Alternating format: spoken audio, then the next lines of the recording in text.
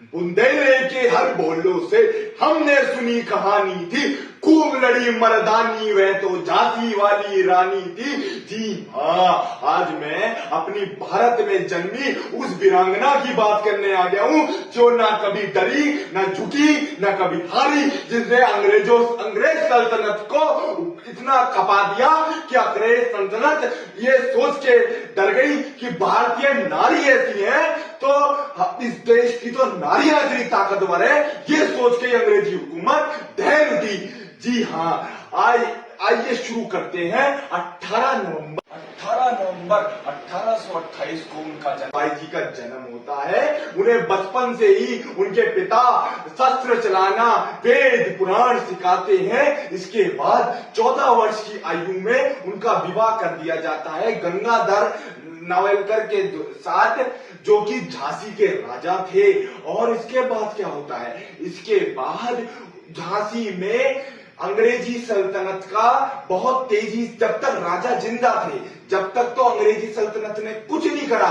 जैसी हमारे राजा साहिब की डेथ होती है उसके बाद अंग्रेजी सल्तनत रानी लक्ष्मीबाई के पास आते हैं और ये कहते हैं कि ये किला छोड़ के आप चले जाइए, क्योंकि इस पे अब अंग्रेजों का राज है। और हमारी महारानी तो इतनी वीरांगना थी कि उन्होंने युद्ध की चुनौती दे दी, और युद्ध की चुनौती देके जब उसके बाद युद्ध हुआ तो उस युद्ध में हमारी महारानी लक्ष्मीबाई इस तरह गरजी कि अंग्रेजी सल्तनत कांप उठी। आप ये लगाइए, ना उन पे हथियार बंदूकें नहीं, सिर्फ तलवार और कम सैनिकों से ही अंग्रेजों से इतना भीषण युद्ध हमारी रानी लक्ष्मीबाई जी ने करा कि अंग्रेजी सल्तनत इतनी बुरी तरह दहल उठी कि अंग्रेजी सल्तनत को यह समझ ना आया कि ये नारी है या मां दुर्गा का अवतार है। जी हाँ, इसके बाद क्या होता है, वो लड़ती रही आखिरी सांस तक। उसके बाद उन्होंने कितने अंग्रेज काटे, उन्होंने अपने सैनिकों से एक बात कही, उन्होंने कही मरते दम तक अगर मैं मर भी जाऊं, मैं अंग्रेजों के हाथ ना आना, अगर मैं घायल होकर बैठ जाऊं तो तुम मुझे मार देना, लेकिन मैं अंग्रेजों के हाथ नहीं आनी चाहिए। सोचिए कितनी वीरांगना सोचती। और तो और उन्होंने पीठ पे अपना छोटा बच्चा भी उन्होंने बांध रखा था। सोचिए इतनी महान वीरांगना महारानी लक्ष्मीबाई जी। इसके बाद अंग्रेजों की ताकत इतनी थी, सेना इतनी थी, उससे थोड़ा हमारी महारानी लक्ष्मीबाई की सेना कभी वीक पड़ने लगी, लेकिन महारानी लक्ष्मीबाई वीक नहीं पड़ी।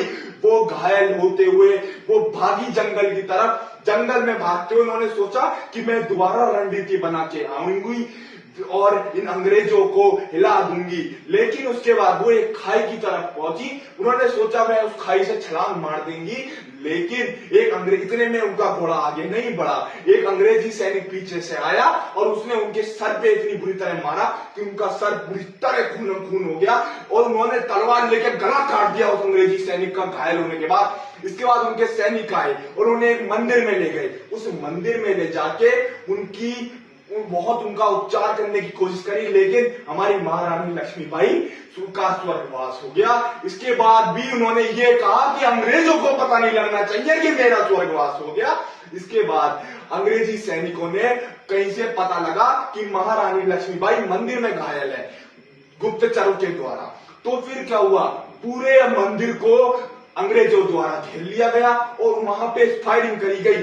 उसके अंदर जो रानी लक्ष्मीबाई जी के कुछ बचे हुए सैनिक थे उनके द्वारा भी फायरिंग हो रही, उनके द्वारा भी युद्ध हो रहा था, फायरिंग हो रही थी। इसके बाद भी आप लगा लीजिए वो हारे नहीं। अंग्रेज हावी हो गए महारानी लक्ष्मीबाई के सैनिकों के ऊपर और वे सब मारे गए। उसके बाद क्या हुआ, जब अंग्रेज अंदर गए तो एक चिता जल रही थी।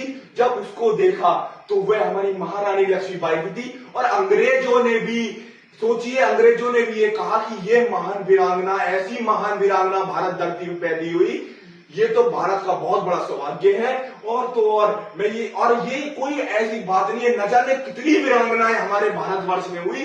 वो तो मैं आज भी एक बात कहता हूं कि हमारे भारतवर्ष की जो नारियां हैं वो आज भी बहुत शक्तिशाली हैं और वो आज भी हर एक रानी लक्ष्मीबाई है, लेकिन इस वेस्टर्न कल्चर ने हमारी देश की नारियों को बर्बाद करने का काम करा है। मैं हाथ जोड़कर अपनी नारियों से निवेदन करना चाहता हूं कि आप लोग वेस्टर्न कल्चर को ना अपनाएं, क्योंकि ये वेस्टर्न कल्चर आप पे इसलिए हमला कर रहा है क्योंकि ये जानता है कि आप कितनी अच्छी और समझदार हैं और इस देश को किस तरह से आगे बढ़ा रही हैं। हमारे देश में निर्मला सीतारमण जैसी भी नारियां हैं, सुषमा स्वराज जैसी नारियां भी रही हैं। हमारा देश नारियों से ही चल रहा है। सोफिया अंसारी जैसी नारियां भी हमारे देश में है। मैं अपील करूंगा कि अपने देश की संस्कृति अपनाएं और अपने देश के हित के लिए कार्य करें, फिर देखिए कि भारतवर्ष कितना स्वर्ग बन जाएगा। जय हिंद, जय भारत।